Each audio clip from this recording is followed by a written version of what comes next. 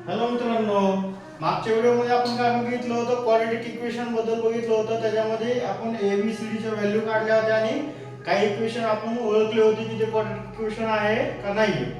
आता एक थर्ड जे क्वेश्चन आहे, नेक्स्ट क्वेश्चन जे आहे 4th नंबरचा, त्याच्यामध्ये त्यांनी काय केलेलं आहे, m ची व्हॅल्यू दिली आहे 2,5,5/2. त्यांनी या m ची व्हॅल्यू दिली आणि त्यांनी सांगितलं की क्वाड्रॅटिक इक्वेशन आहे का नाही ते प्रूव्ह करून दाखवा, किंवा त्या क्वाड्रॅटिक इक्वेशन साठी कोणती व्हॅल्यू योग्य आहे ते सॉल्व्ह करून सांगा.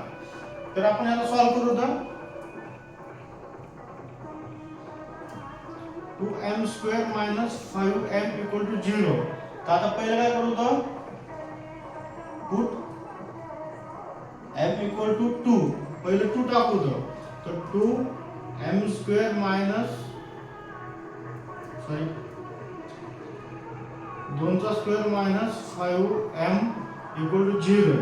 म्हणजे 2चा स्क्वेअर 4, 2 × 4 मायनस 5 × 2 = 0.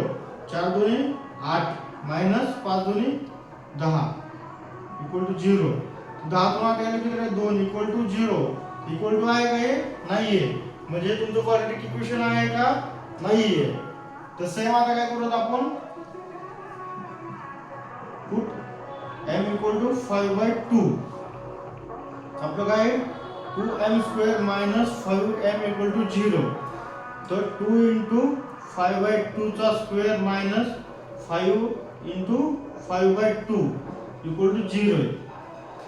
तर 2 × 5×25/4 मायनस 5×25/2 = 0. तर 2 × 2 2 2 4 म्हणजे 25/2 मायनस 25/2 = 0. म्हणजे 0 = 0. तर तुमची क्वाड्रॅटिक इक्वेशन साठी कोणती व्हॅल्यू योग्य आहे?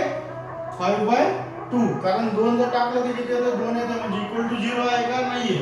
आपल्या क्वाड्रॅटिक इक्वेशन साठी जे =0 येतं इक्वेशन, तर त्याला आपण काय म्हणतो? Quadratic equation. सेम त्याच टाइप मध्ये दुसरा एक क्वेश्चन आहे जो की ह्याच्यापेक्षा थोडा इझी आहे.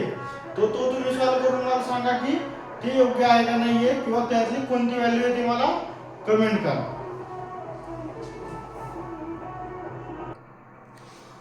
हे आहे तुमचं नेक्स्ट क्वेश्चन. नेक्स्ट क्वेश्चन त्यांनी काय केलंय बघा तुम्ही. Question, find the x if x = 3 is a route of equation. म्हणजे त्या इक्वेशनचं जो रूट काय आहे, 3 दिलाय त्यांनी. तर त्यावेळेस त्यांना काय करायचंय, x ची व्हॅल्यू फाइंड करायची आहे. तर आपण काय करू, तर त्याला सॉल्व्ह करू. तर इक्वेशन काय आहे, kx² - 10 + 3 = 0.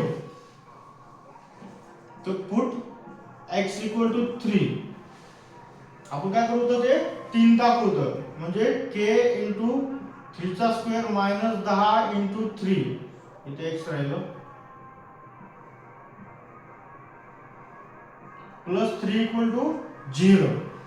तर त्यावेळेस k × 3चा स्क्वेअर किती, 9 मायनस काहीतरी 30 प्लस 3 = 0.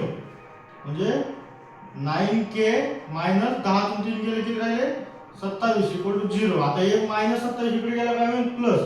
म्हणजे 9k = 27. तर k इकडे 9 कसं गुणिले इकडे गेला काय होईल, भागिले. तर k = 9 त्रिक 27.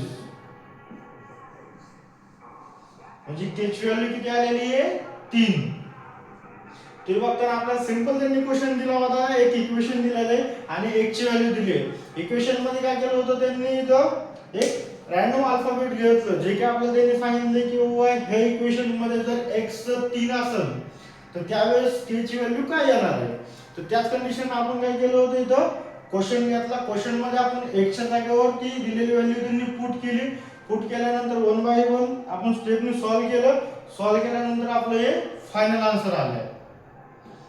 हे खूप इझी आहे, पण हेच तुम्हाला 2 मार्काला आरामशीर येऊन जाते.